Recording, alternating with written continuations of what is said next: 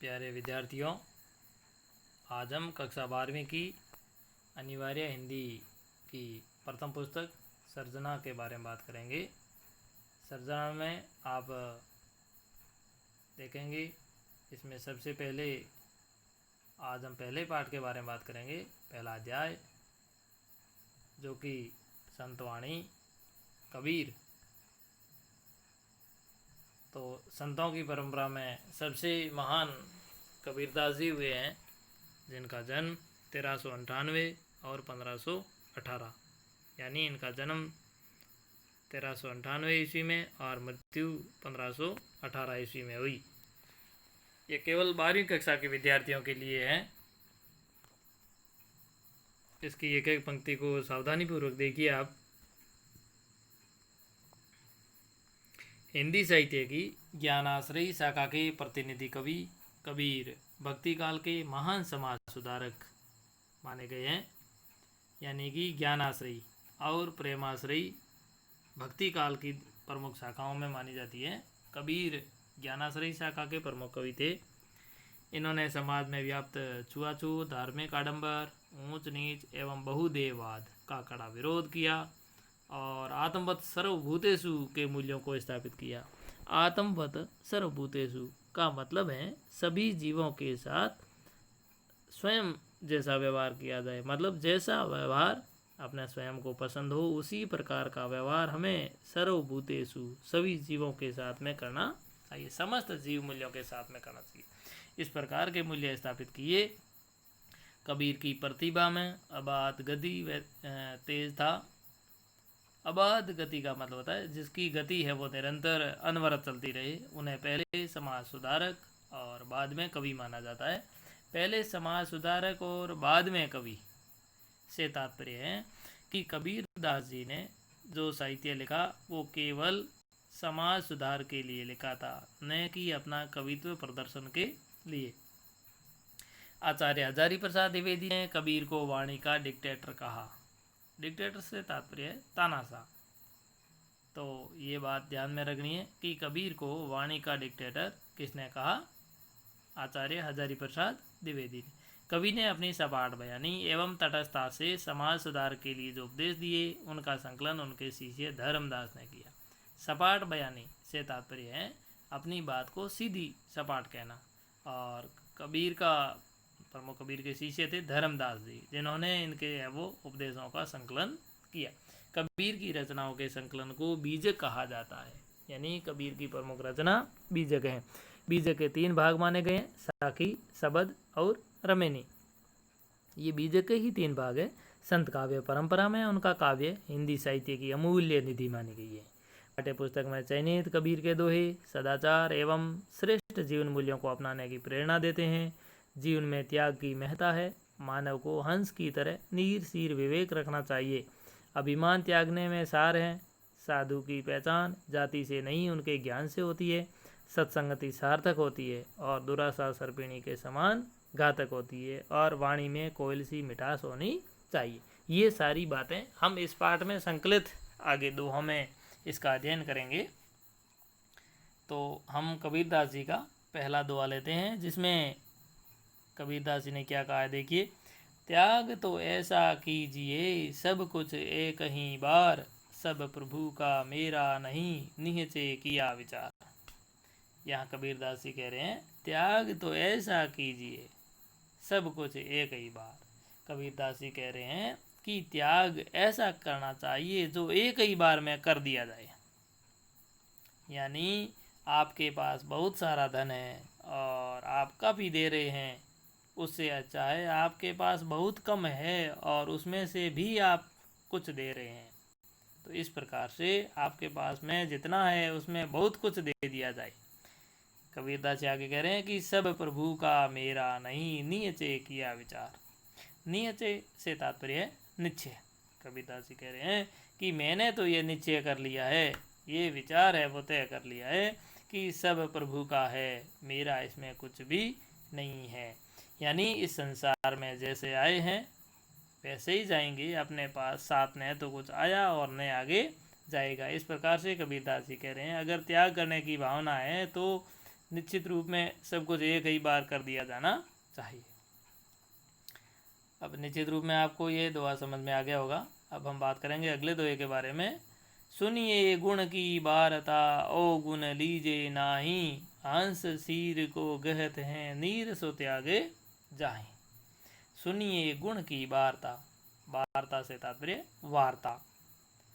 सुनिए गुण की वार्ता यानी हमेशा गुण की बात सुननी चाहिए। अवगुण लीजे नाही, अवगुण शब्द तद्भव है, इसमें तत्सम शब्द आता है अवगुण।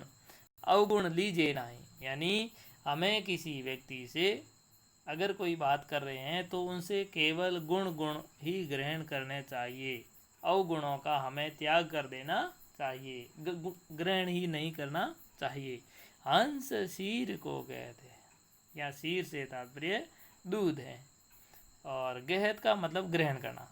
हंस केवल दूध को ग्रहण करता है। नीर सो त्यागे जाए, जिस प्रकार जल का त्याग कर लेता है।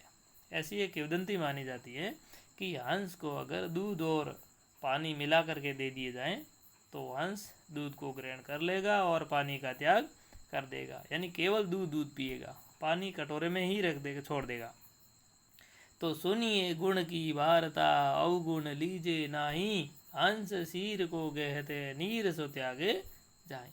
जिस प्रकार एक हंस दूध और पानी को अलग कर देता है और दूध का ग्रहण कर लेता है, उसी प्रकार हमें भी लोगों से केवल गुण ही ग्रहण करने चाहिए, उनके अवगुणों के बारे में ध्यान नहीं देना चाहिए। अगले दोहे के बारे में बात करेंगे। छोड़े जब अभिमान को, सुखी भया सब जीव, भावे कोई कछु कहे, मेरे ये निज पी। यहाँ कबीरदास जी कह रहे हैं कि जब जब व्यक्ति ने अभिमान को त्यागा है, अभिमान को छोड़ा है, सुखी भया सब जीव, तब तब सारे लोग सुखी हुए हैं। भावे कोई कछु कहे, मेरे ये निज पी।